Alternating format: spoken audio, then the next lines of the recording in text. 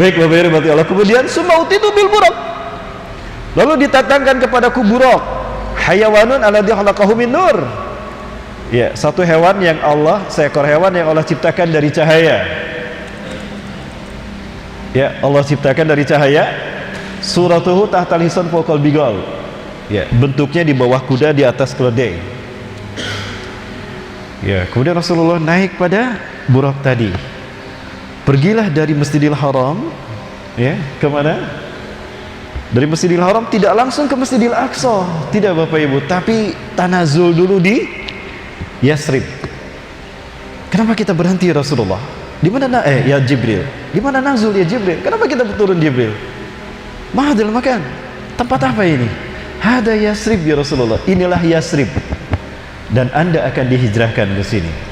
Yasrib artinya gelap gulita, itu arti Yasrib. Ketika Rasulullah hijrah diganti namanya menjadi Madinatul Munawwarah, kota yang terang benderang dengan cahaya Islam, dengan cahaya tauhid. Dikasih cerita kemudian para sekalian, dari situ ke Sijir Musa di Madian, ke pohon di mana Nabi Musa bersandar ketika pergi menyelamatkan diri setelah membunuh, bukan membunuh sebetulnya, tidak disengaja memukul seorang laki-laki Mesir yang menyakiti laki-laki Bani Israel. Karena dia adalah umat Nabi Musa, dipukul tuh orang Mesir, sekali pukulan mati dia. Pergi Nabi Musa karena menyelamatkan diri, bersandar di pohon itu. Nah, pohonnya masih ada sampai sekarang. Nah, itu namanya Syajar Musa di Madian. Dari situ kemudian Rasulullah ke Lembah Tua, Tur Sinai. Di Sinai, perbatasan tengah-tengah antara Rafah, Palestina, perbatasan Palestina Mesir dengan Mesir itu sendiri. Dari situ kemudian ke Jericho, tempat dilahirkannya Nabi Isa, baru ke Masjidil Aqsa, Bapak Ibu. Bapak Ibu rahmati Allah Subhanahu wa taala. Peristiwa itu oleh Allah diperlihatkan kepada Rasulullah melalui peristiwa Isra Mi'raj ini. Peristiwa apa yang Allah perlihatkan? Peradaban para nabi dan rasul. Wahai Rasulullah SAW, sebelum aku lahirkan, Allah utus para nabi dan rasul.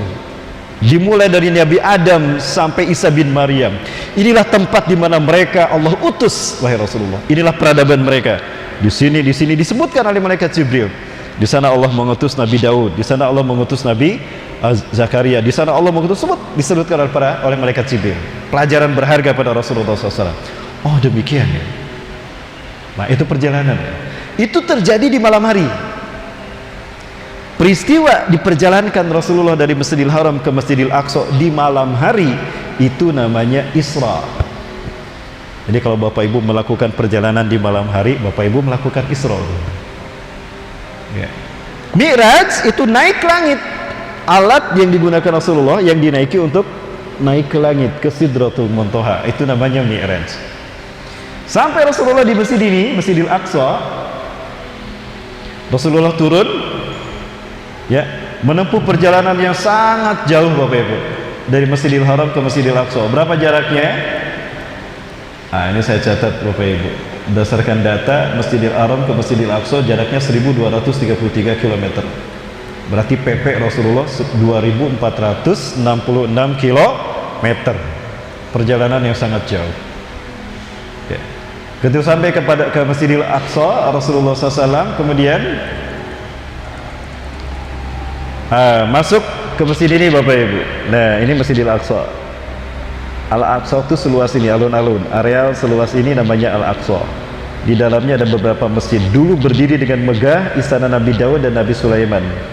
Namun sepeninggal Nabi Daud dan Nabi Sulaiman, Bani Israel melakukan maksiat, berdosa. Bahkan di sini mereka melakukan dosa. Hingga dihukum oleh Allah. 3 bangsa besar menghancurkan mereka. Mesir, Syria, dan Kaldani, Irak. Ya, ketika Isra Mi'raj Rasulullah memasuki pintu ini, pintu barat. Nah, memasukinya pintu lewat sini, Pak. Inilah dinding yang tersisa dari istana Nabi dan Nabi Sulaiman. Rasulullah masuk ke sini, kemudian Rasulullah menginjitkan buruknya di sini.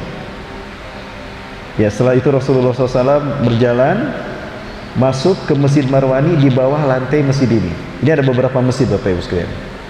Ya, ada Masjid Dome of the Rock, disebut Dome of the Rock karena masjid inilah terdapatnya batu yang dinaiki Rasulullah naik ke langit, Mi'raj.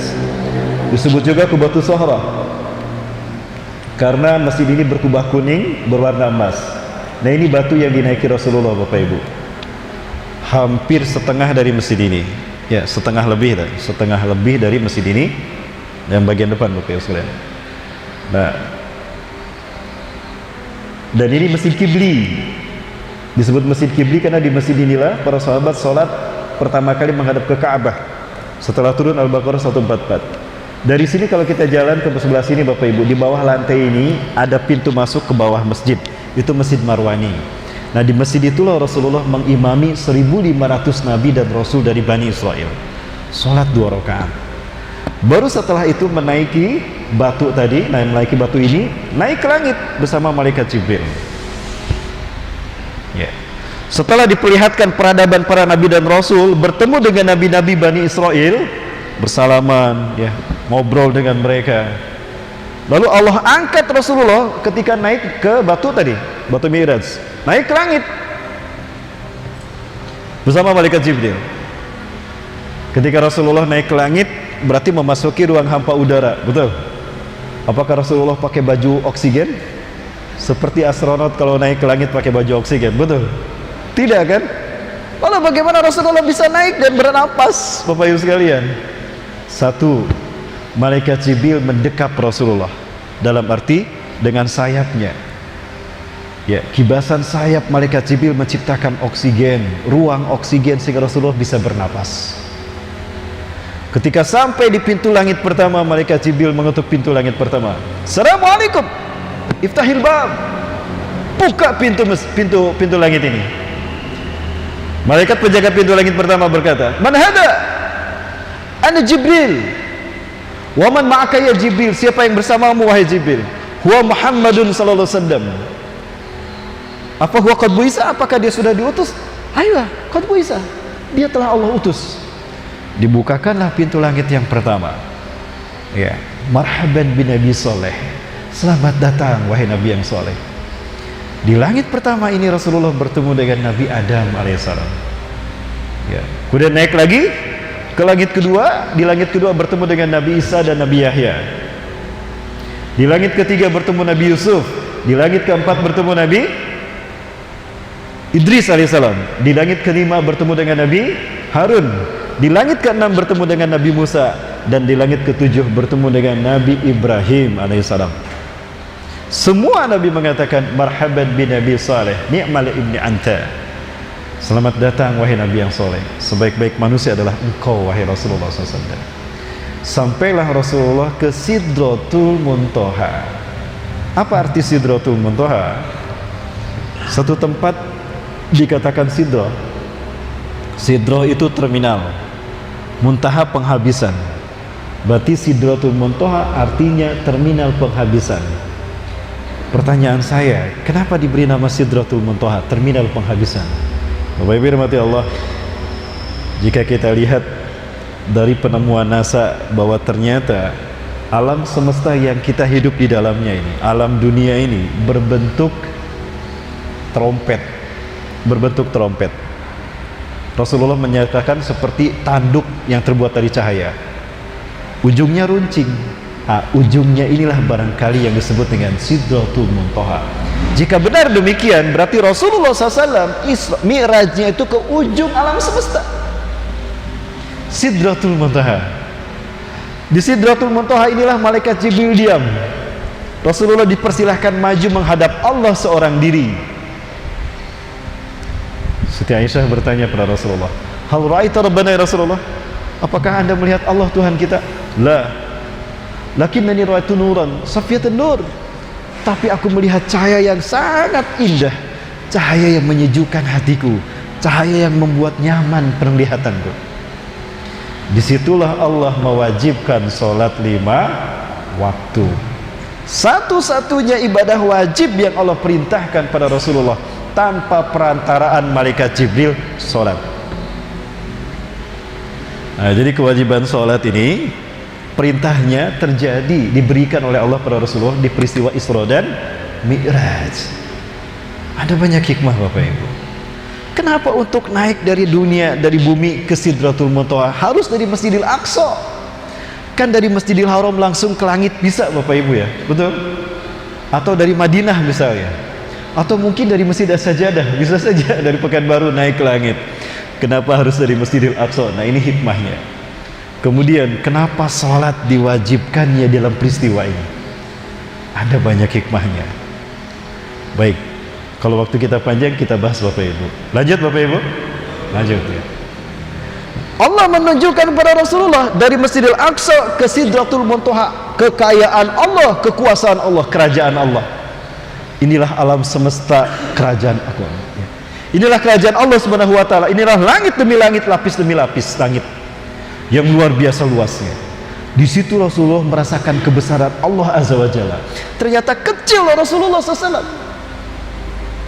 Bahkan di Masjid Marwani ketika sholat tadi mengimami 1500 Nabi dan Rasul, Allah pertemukan Rasulullah dengan Nabi Zakaria. Nabi Zakaria cerita kepada Rasulullah bagaimana sejarah beliau berdakwah di Palestina, di Masjidil Aqsa. Beliau dibelah tubuhnya oleh kaumnya sendiri, digergaji Bapak Ibu. Pada saat itu Nabi Yahya dan Nabi Zakaria dikejar-kejar untuk dibunuh. Ketika Nabi Yahya dan Nabi Zakaria sedang sholat, Nabi Yahya disembelih Bapak Ibu, dipegang oleh tentara Romawi, ini atas perintah Raja Herodes. Kemudian diseret ke pinggir, disembelih itu Nabi Yahya sampai putus kepalanya, darahnya ditampung di ember, kemudian dibawa pergi. Sementara Nabi Zakaria dihantamkan ke dinding padahal sedang sholat. Lalu beliau pingsan. Begitu sadar beliau menyelesaikan sholatnya, lalu beliau pergi menyelamatkan diri. Sudah kakek-kakek Bapak Ibu, usianya sudah 100 tahun lebih. Aduh, aku sudah tidak kuat berlari, aku pasti ditangkap oleh mereka. Kemana aku harus bersembunyi? Tiba-tiba ada sebuah pohon besar membelah diri. Allah perintahkan membelah, maka pohon itu membelah dan berkata, ya Nabi Allah, ya takhtabi anta ala jasadi, bersembunyilah engkau ke dalam tubuhku, kata pohon tadi. Aku akan menyelamatkan engkau, menyembunyikan engkau dari mereka. Maka Nabi Zakaria pun masuk ke pohon itu, ya, lalu tertutuplah pohon tadi. Cuma sayang Bapak Ibu, beliau kan pakai sorban. Sorbannya dililitkan di leher beliau. Ketika beliau masuk, itu sorban ditarik sama setan, sama iblis, sehingga ketika pohon itu menutup, sorbannya nongol, kelihatan kan. Maka ketika tentara Romawi mencari-cari, kemana tadi si kakek-kakek ini, hebat benar dia bisa menghilang. Kok ada sorban dia di pohon ini? Jangan-jangan dia sembunyi di pohon ini. Para Bapak Ibu sekalian, sorban berarti di lehernya, oh berarti ini pinggangnya, digergaji itu pohon, pas di pinggang Nabi Zakaria. Aku merasakan bagaimana belahan gergaji itu merobek perutku dan pinggangku. Di saat aku akan menjerit karena kesakitan, Allah berfirman kepadaku, ya Zakaria intarfa sautak sa'uhlikuhum jami'an sa'u'adzibuhum jami'an fala tabqa' min qaumika ahadun. Hei Zakaria, jika engkau menjerit karena kesakitanmu, aku habisi kaummu, maka tidak tersisa dari mereka walaupun satu orang. Rasulullah bertanya, apakah engkau menjerit wahai Nabi Zakaria? Tidak. Sesakit apapun aku tahan tidak menjerit sampai aku mati, ya Rasulullah. Di situ Rasulullah berpikir, ternyata nabi-nabi sebelum saya pun ternyata lebih berat ujiannya daripada apa yang aku alami. Maka Rasulullah semangat kembali. Oh, ternyata memang semua nabi berat ujiannya. Kalau begitu aku harus melanjutkan dakwahku. Itu para mulus sekalian. Tambah lagi Rasulullah diperlihatkan oleh Allah bagaimana luasnya alam semesta. Bumi kecil di hadapan Allah. Para pembesar kafir Quraisy, Abu Jahal, Abu Lahab dan Abu Jamban. Abu Jamban belum lahir ya. Kecil di hadapan Allah. Fir'aun ada di zaman Nabi Musa, Allah tenggelamkan. Tuh, ditenggelamkan di sana wahai Rasulullah. Itu kata malaikat Jibril. Namrus di zaman Nabi Ibrahim, dia pun Allah hinakan, mati oleh seekor nyamuk. Padahal sosok yang berkuasa dan mengaku Tuhan, Allah hinakan dengan mati oleh seekor nyamuk. Nyamuk itu masuk ke hidungnya, bergerak itu nyamuk sampai ke pusat otaknya, lalu disengatlah dengan racun yang dibawa oleh nyamuk tadi, mati seketika itu Namrus. Luar biasa. Berarti Allah tidak pernah meninggalkan hamba-hambanya. Allah tidak pernah meninggalkan para nabi dan rasul. Maafkan aku ya Allah, sempat merasa berat dengan dakwahku deh. Ternyata memang para nabi jauh lebih berat daripada aku. Itulah yang membuat Rasulullah kembali bersemangat dakwah. Baik Bapak Ibu rahmatullah subhanahu wa ta'ala, itulah peristiwa Isra dan Mi'raj. Hikmah yang ketiga, peristiwa Isra Mi'raj ini juga merupakan satu ujian yang besar bagi Rasulullah dan para sahabat. Kenapa demikian? Karena tidak serta-merta para sahabat percaya kepada Rasulullah. Bapak Ibu dapat dibayangkan, ini peristiwa hanya Rasulullah SAW yang mengalaminya. Selesai peristiwa ini, Rasulullah merenung di depan Ka'bah kembali, mendarat kembali di depan Ka'bah di Masjidil Haram. Merenung beliau sampai matahari sudah mulai terlihat terbit. Ketika itu Abu Jahal datang. Siapa itu? Tumben Muhammad pagi-pagi ada di sini. Ya. Maka ditanya oleh Abu Jahal, Sabahul khair ya Muhammad, Fama ta'mal huna? Ya, selamat pagi Muhammad. Tumben pagi-pagi kamu ada di sini. Ngapain kamu Muhammad? Apa jawab Rasulullah SAW? Wahai pamanku, qad usriya bi filatil bariyah min huna ila Masjidil Aqsa. Wahai pamanku, aku tadi malam diisrakan dari sini ke Masjidil Aqsa. Aku bertemu dengan para nabi dan rasul. 1500 nabi dan rasul dari Bani Israel Allah pertemukan denganku. Summa uritu ila sama hatta nihayatihi sidratil muntaha. Kemudian aku dinaikkan ke langit sampai Sidratul Muntaha. Walaqaitu bi Adam alaihissalam fis samil ula. Aku bertemu dengan Nabi Adam di langit pertama. Di langit kedua aku bertemu dengan Nabi Isa dan Nabi Yahya. Di langit ketiga aku bertemu dengan Nabi Yusuf. Di langit keempat aku bertemu dengan Nabi Idris. Langit kelima bertemu dengan Harun. Langit keenam bertemu dengan Nabi Musa. Di langit ketujuh aku bertemu dengan Nabi Ibrahim. Lalu aku menghadap Allah seorang diri dan Allah mewajibkan salat kepadaku 5 kali sehari semalam. Sekarang aku berada di hadapanmu. Sebentar Muhammad, kamu tidak mimpi kan? Tidak paman, aku betul-betul mengalaminya. Muhammad, udah, kamu mimpi kali. Enggak ya Ami, aku sadar, aku betul-betul mengalaminya. Berarti benar kamu gila. Muhammad, aku berjalan dari Masjidil Haram ke Masjidil Aqsa itu 1 bulan. Bapak Ibu, ini kata Abu Jahal. Aku berjalan dari Masjidil Haram ke Masjidil Aqsa dengan kendaraan tercepat 1 bulan. Balik lagi 1 bulan. Jadi PP berapa bulan Pak? 2 bulan PP. Kamu bilang cuma 1 malam. Aku ini dengan kendaraan tercepat apa Pak? Pakai Garuda mungkin atau pakai Pajero. 1 bulan Muhammad. Balik lagi 1 bulan. Terus kamu bilang naik ke langit lagi bertemu dengan Allah. Langit itu luas Muhammad. Lalu kamu sekarang sudah ada di sini. Gila kamu Muhammad. Benar kamu gilanya. Innaka anta majnun hakka majnunin. Benar kamu gilanya. Gak lama datang Abu Bakar. Kebenaran temannya datang. Ta'ali Abu Bakrin. Sini Abu Bakar. Cerita kamu Muhammad pada Abu Bakar. Ceritakan lagi. Diceritakan oleh Rasulullah pada Abu Bakar. Ya. Rasulullah cerita sempurna seperti cerita pada Abu Jahal. Selesai Rasulullah cerita, Abu Jahal bertanya pada Abu Bakar, kaifa ra'yuka? Ma inda ra'yuka ya Abu Bakrin? Menurutmu engkau bagaimana? Bagaimana Abu Bakar? Hal tusadiqu? Apa kau percaya sama Muhammad? Di luar dugaan Abu Jahal, apa kata Abu Bakar?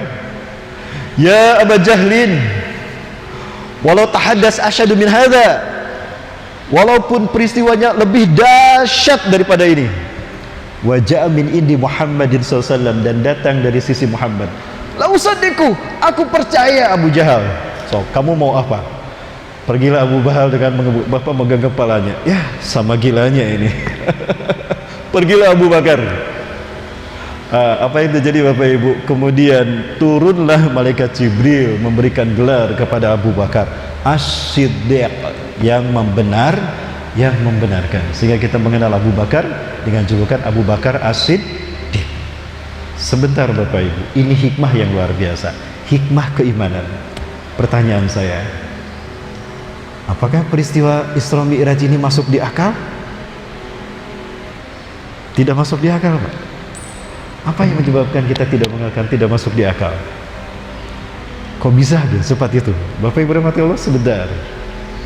Di sini bedanya Abu Jahal dan Abu Bakar. Abu Jahal mendahulukan akal, iman belakangan.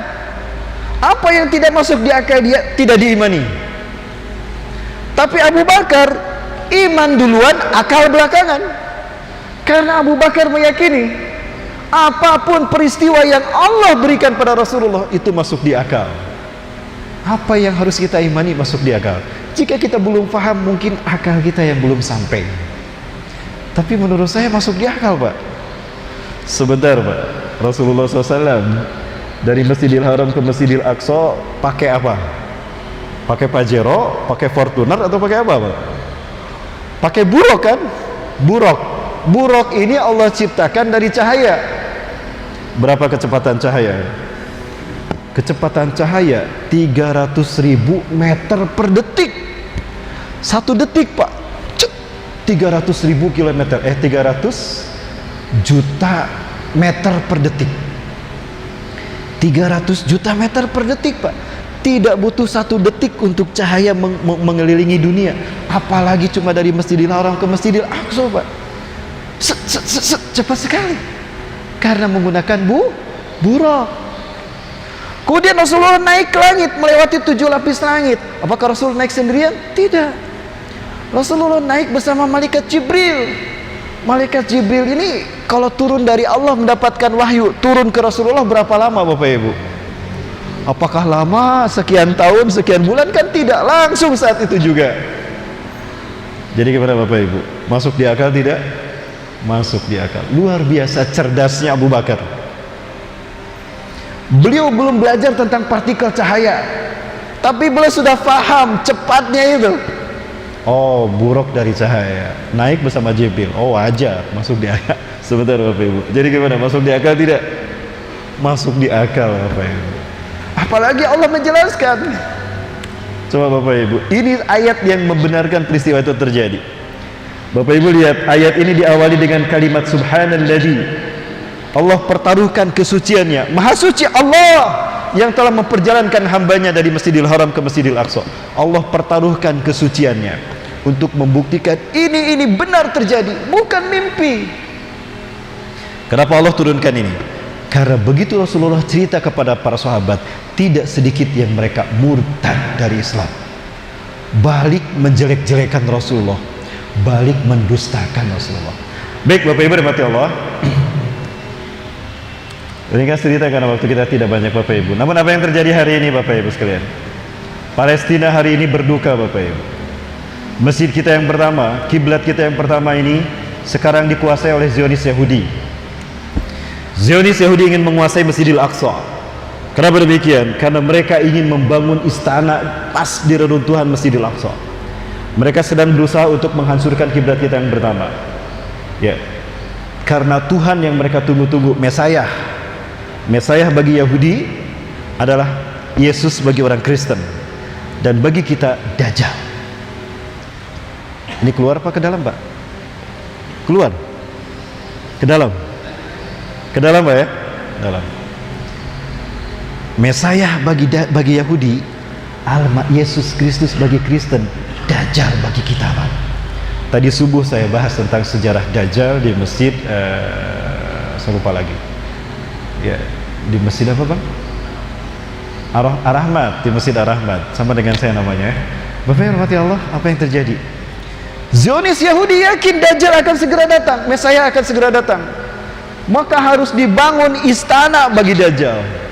Maka di mana masjid istana akan dibangun? Pas di atas puing-puing kiblat kita yang pertama. Dan ini yang mereka lakukan. Maka sampai hari ini bangsa Yahudi tidak berhenti menghancurkan kiblat kita yang pertama. Ini Bapak Ibu sekalian, tidak kurang dari 300 terowongan Bapak Ibu terdapat di bawah Masjidil Aqsa. Seperti ini terowongannya tadi, terowongan-terowongan kecil. Apa tujuannya terowongan ini dibuat? Tujuannya adalah untuk menghancurkan kiblat kita yang pertama. Apabila ada gempa dengan kekuatan 3 skala Richter saja, hancur Masjidil Aqsa. Kemudian akan mereka gantikan dengan Bait Solomon. Saya melihat bagaimana kerusakan sudah banyak terjadi di Masjidil Aqsa ini. Sementara sebelah selatan itu sudah ambruk beberapa bagian dari lantai atas Masjidil Aqsa. Ini mereka yang memberikan semangat pada pemuda-pemudi Yahudi yang melakukan penghancuran Masjidil Aqsa, Bapak sekalian. Ya. Dan jika Masjidil Aqsa hancur,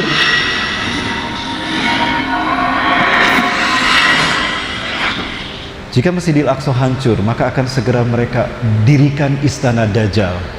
Mereka menamakan Solomon Temple, Haikal Sulaiman. Seperti ini bentuknya. Ini adalah salah satu contoh maket yang disepakati antara Amerika dengan Israel untuk dibangun di atas reruntuhan Masjidil Aqsa. Inilah istana Dajjal yang mereka persiapkan. Ya, jika ini sudah berdiri dan kita masih hidup, Bapak Ibu, malu kita di hadapan Allah. Jumlah kita mayoritas di muka bumi, tapi tidak bisa melindungi kiblat kita yang pertama. Kalau ini betul-betul berdiri, maka iblis dan Dajjal menang, umat Islam kalah, Bapak Ibu. Maka saat itulah iblis dan Dajjal menguasai dunia. Tapi demi Allah, Allah Azza wa Jalla menegaskan di dalam Al-Quran, tujuan Allah mengutus para nabi dan rasul untuk mengalahkan tipu daya iblis dan agama-agama ciptaan mereka. Allah menyatakan dalam dua ayat, ya, ayatnya hampir sama bunyinya. A'udzubillahi minasyaitonir rajim. Huwallazi arsala rasulahu bil huda wa dinil haqqi liyuzhirahu 'ala dini kullih. Dialah Allah yang mengutus para nabi dan rasul. Dia telah mengutus rasulnya dengan membawa petunjuk dan agama yang benar. Ya, untuk dimenangkan Islam, agama ini atas agama-agama yang lain. Walaupun orang kafir, orang musyrik membencinya. Jadi Islam pasti menang, mereka pasti kalah, Bapak Ibu. Ya.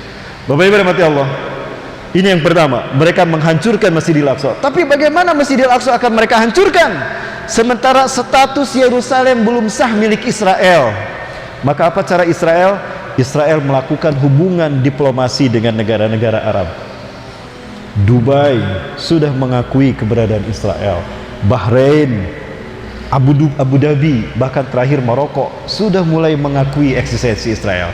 Jika negara-negara ini sudah mengakui Israel atas tanah Palestina, atas Yerusalem, maka mereka berhak untuk menghancurkan kiblat kita yang pertama secara hukum positif.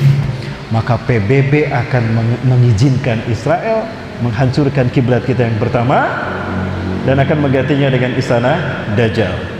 Padahal Bapak Ibu rahmati Allah, salat kita di Masjidil Aqsa ini 500 kali lebih baik daripada salat kita di masjid manapun, termasuk di masjid ini. Dan ketika kita berkunjung ke sana, Bapak Ibu, apa yang akan Allah berikan pada kita? Ya, masih ada waktu Bapak Ibu? Ya, sampai jam berapa? Sampai jam 2 lebih boleh? Lanjut Bapak Ibu ya. Ini terakhir Bapak Ibu. Saya minta 5 menit lagi, setelah itu nanti Bang Ustaz Iwan yang akan menyampaikan sesuatu. Bapak Ibu rahmati Allah, Allah berfirman pada Nabi Sulaiman, "Ya Sulaiman, is'ali sadasatan." Hai Sulaiman, minta kepadaku 3 permintaan. Sa'utiha iyaka, aku kabulkan apa yang kau minta. Maka yang pertama Nabi Sulaiman meminta, "Ya Rabbi, a'tini mulkan allati lam tu'ti qabli wa ba'di hatta takum sah." Ya Allah, beri aku kerajaan yang belum pernah kau berikan pada siapapun ya Allah, baik sesudahku, sebelumku ataupun sesudahku.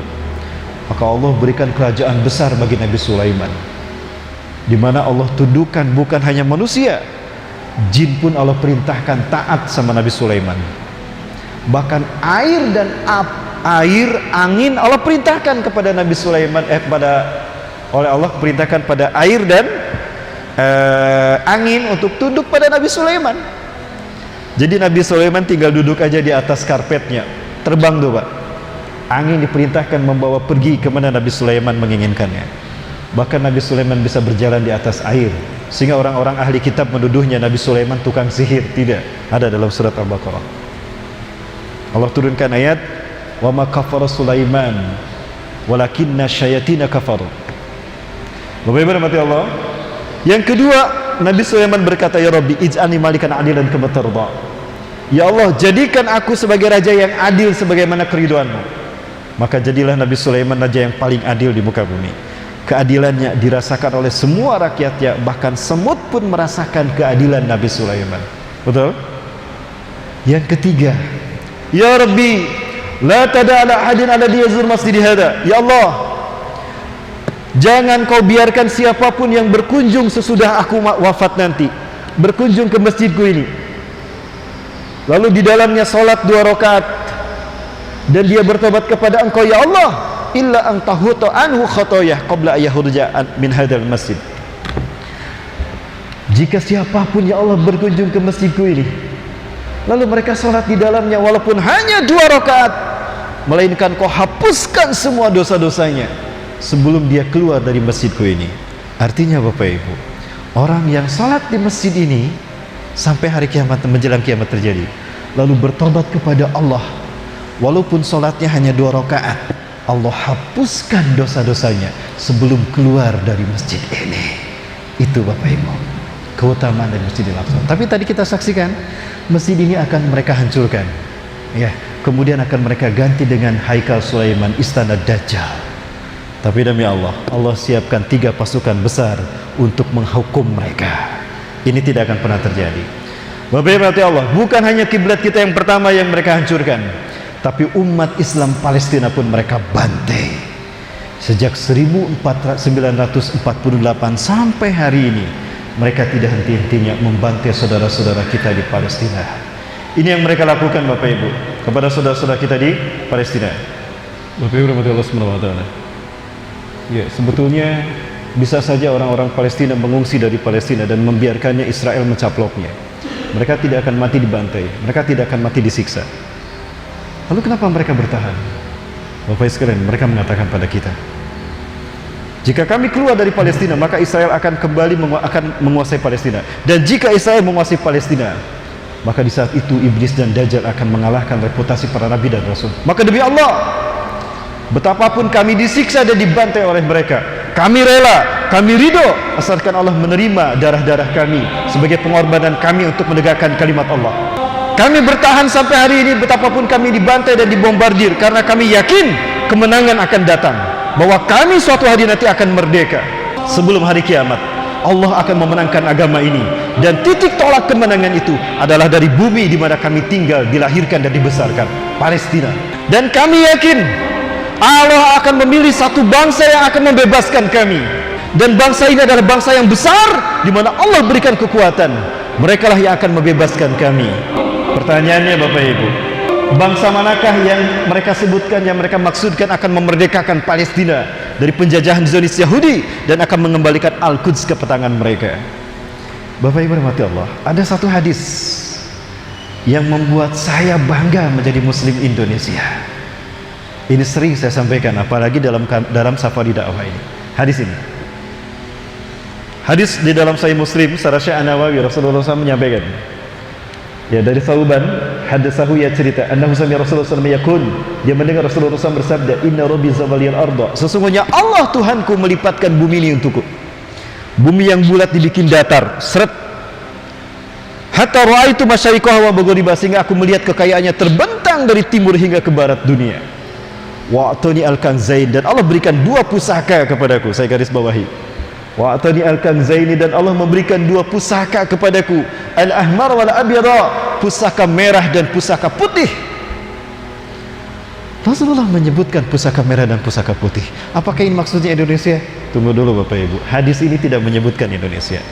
Tapi setelah Rasulullah mengatakan pusaka merah putih, wa anna ummati, dan sungguh umatku di akhir zaman nanti, saya belum mulkuha mazawaliya minha, menggunakan huruf sin, artinya pasti umatku di akhir zaman akan kembali menguasai dunia dari timur hingga ke barat dunia.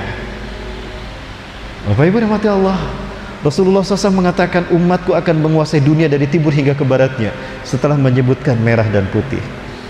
Bapak Ibu sekalian, apakah hadis ini menunjukkan Indonesia? Rasul tidak menyebutkan Indonesia. Tapi coba lihat Bapak Ibu, setelah sholat subuh berjamaah, saya sholat subuh di Masjid Kibli ini Bapak Ibu. Begitu saya keluar ke pintu keluar ini, saya bertemu dengan Syekh Ali Yaqub Al-Basi. Beliau adalah Ketua Rabita Ulama Palestin. 2012 Indonesia mengundang beliau sebagai keynote speaker. Saya diminta panitia mendampingi beliau selama beliau berada di Bandung, karena seminar itu ada di Bandung. Saya tanya beliau tentang pandangan beliau terkait dengan hadis tadi. Ahunaka mu'alaqa baina hadil hadis bi biladin Indonesia. Apakah ada kaitan antara hadis merah putih ini dengan kami Indonesia? Bendera kami merah putih, saya.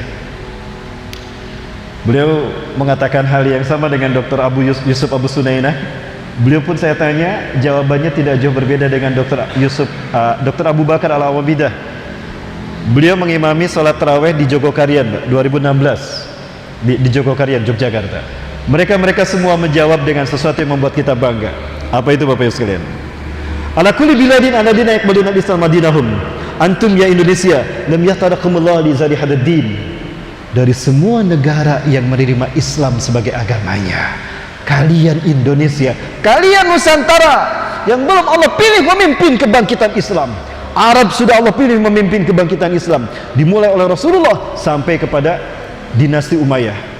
Eropa sudah Allah pilih memimpin kebangkitan Islam di masa Al-Abbasiyah sampai ke Spanyol, Andalusia. Afrika sudah Allah pilih memimpin kebangkitan Islam di bawah pimpinan Salahuddin Al-Ayyubi dari Mesir dan Afrika. Dunia dikuasai oleh kaum muslimin. Tinggal kalian Nusantara yang akan Allah pilih memimpin kebangkitan Islam. Bapak Ibu, kami mengadakan seminar berkali-kali di Indonesia. Kita undang negara-negara Asia Tenggara, bahkan Eropa pun hadir. Mereka sepakat pembebasan Palestina dipimpin oleh Indonesia. Allahu Akbar. Dalam rangka ini kami sosialisasi Bapak Ibu. Saya tidak pernah berhenti sejak 2012 sampai hari ini. Syekh-syekh mengamanatkan pada kami, la tantahi li ikhbaril muslimin an hadal hiwal hadal Masjidil Aqsa. Jangan berhenti memberitakan Masjidil Aqsa dan Palestina agar umat Islam sadar, agar bangsa kalian sadar Allah akan memilih bangsa kalian untuk memerdekakan Palestina. Jadi, jika hari ini kita diuji dengan panasnya geopolitik, ini cara Allah menguji kelayakan kita. Jika kita berhasil memerdekakan bangsa kita, maka berikutnya Palestina akan kita merdekakan. Allahu Akbar. Siap membebaskan bumi Palestina? Siap membebaskan bumi para nabi dan rasul? Dengan darah dan nyawa kita? Dengan harta kita? Baik, Ustaz, silakan Ustaz.